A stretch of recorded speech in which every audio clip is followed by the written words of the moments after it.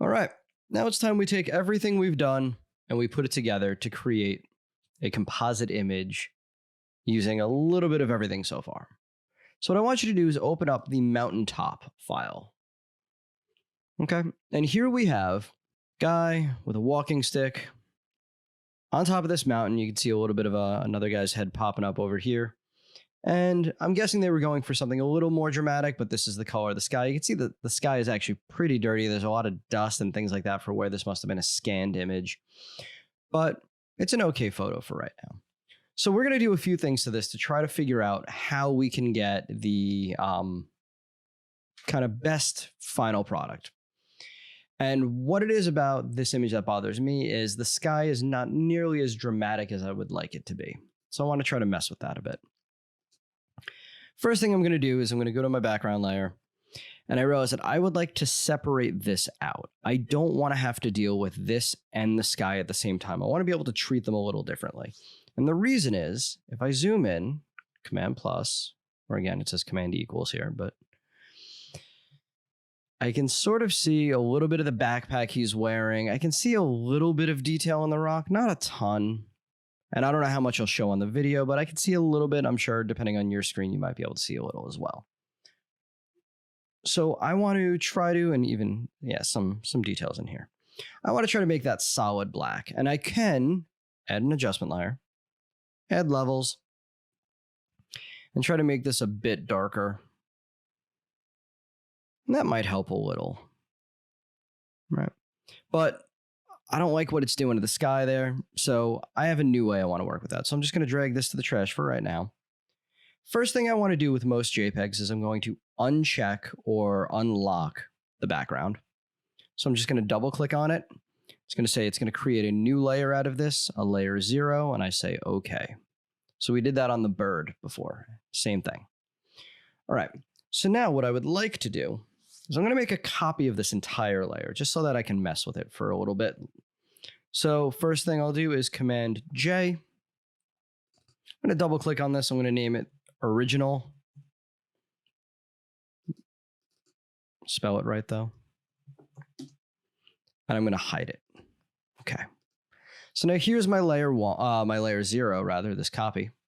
And I would like to select just what's in black. So I can either select the sky or I can select the foreground, I would call it, whichever one you think is easier. So what I would suggest is, if you think you know how, even pause this video right now, see if you can do that on your own. Figure out what you think the best way to make a selection around everything that's black is. And that means including his little walking stick, but not including the space under his arm or under his legs. You want to make sure that you just have what's black selected.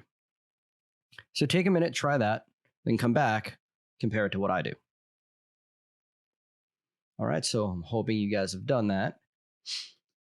I'm going to grab my quick selection tool. Now, useful trick on any brush tool in Photoshop. On your keyboard, you'll see the bracket keys. And we have a right bracket and a left bracket. You can see those lighting up here. Right brackets will make your brush tools bigger. Left bracket will make your brush tool smaller. So this is a brush tool. So that works here. So I'm going to click and I'm just going to drag across. And I can see it does a pretty decent job right away. It grabbed all those dark pixels. Didn't do the best job up here, but that's okay. I can always tweak it. Left bracket, make this a little smaller. Hold down Option, and that takes away from my selection, which we've talked about. Option takes away. And I'm just going to take away the spaces in here. I can go even a little smaller with this. Option. So remember, Option takes away, Shift adds. Now, by default, there's a couple different modes for the Quick Select tool. You can just have the regular mode, which means you have to hold Shift or Option. This one, which is it's defaulted to in newer versions of Photoshop, Shift is being held for you automatically, so I can actually click without holding Shift. It's a good habit to get into to just hold Shift anyway. I still do. And I'm just going to add in a little bit of that walking stick. And again, I can Option and take away a little of that extra. Great. So you should have something that looks kind of like this. Now, in our bird file, we created a new layer via copy. And that was the quick key that I showed you, Command and J. Now, Command J does a new layer via copy, but just like the difference of copy and paste versus cut and paste, with new layer via copy or Command J, we wind up with two versions of whatever we had selected. And in this case, I don't need that. I just need one version. So I'm going to show you a different version of that. Instead of Command J, we're just going to add a key in. It's Command Shift J. And that is new layer via cut instead of new layer via copy. All right, and that's a useful tip. Now, if you look at my layers palette, I'm going to hide both of these. I have just a foreground layer here, and I have just a background layer. All right, so I'm just going to call this sky, because that's what's on that layer. And I'm going to call this foreground.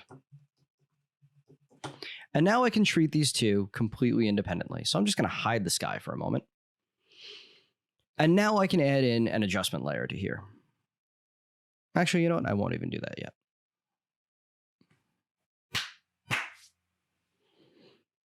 All right, so I have my foreground, I have my sky. And I don't love the sky that's here. So I'm going to go get another file. So I'm going to minimize Photoshop. I'm going to go grab my sunset file.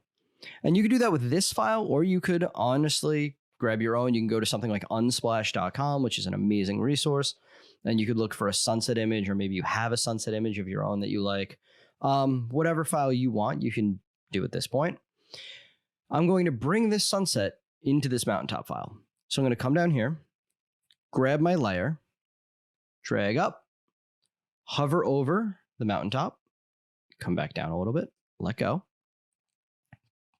It's great. I'm going to try to just center it a little bit. I'll be able to see a little bit. Now I can't see what else is going on here. I can't see anything other than my mountaintop. And that's because of this layer order, or this stack order. This order is very, very important. Imagine each of these as a sheet of paper. This is the one on the bottom, and then you put another piece of paper on top of it. You can't see this one, this original, because you put another piece of paper on top of it. So you have to change the order to determine what can be seen. So if this is down here and visible, I can't see it. Okay. So be very aware of that. So now I'm going to name this one so I know what it is, and always name your layers. So I have foreground. Behind foreground, I have sunset. Behind sunset, I have sky, but I'm going to turn sky off. And then I have the original, because I don't want to mess with the original file. Photographers will be very unhappy if you mess with the files that they give you, and you always want to be able to kind of return back. We call that non-destructive editing. All right, so I'm just going to move this a little bit so it's in a position I like. I maybe want a little bit of the tree showing. Just have the sunset just peeking over. Something like that. Now that there's another file back here, I can kind of see that this isn't great. I can still see a little bit of the sky showing through, things like that. So what I'm going to do is I'm going to go to my foreground layer, and I'm going to add a adjustment layer. Levels. So now I have my levels here. I'm just going to move this down so I can see it a little better. There you go. All right. And in my adjustment layer, in my adjustment layer, in levels, I can start to make this a little different. Now, I don't want to affect the sunset as well. I just want to be able to affect the foreground layer. So I make sure I clip it, and you'll see this histogram is a very different representation now.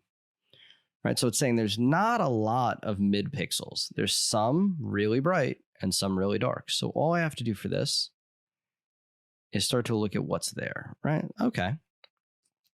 I'm going to grab this and drag it all the way to the right.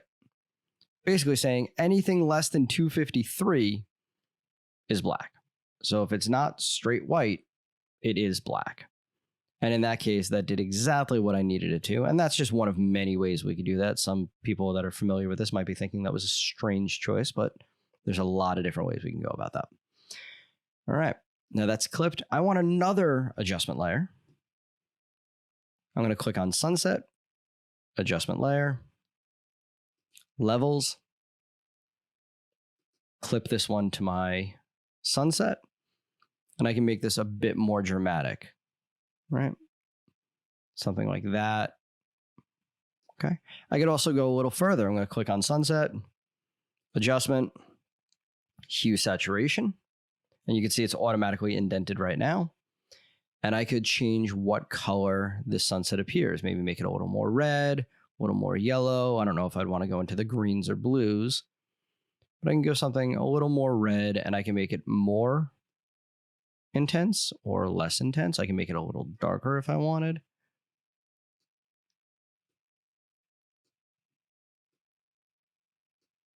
All right, this is just a little bit of an introduction into what you could do with this. So this tree right here is in the original, so it's nice and cleanly sort of masked or set up.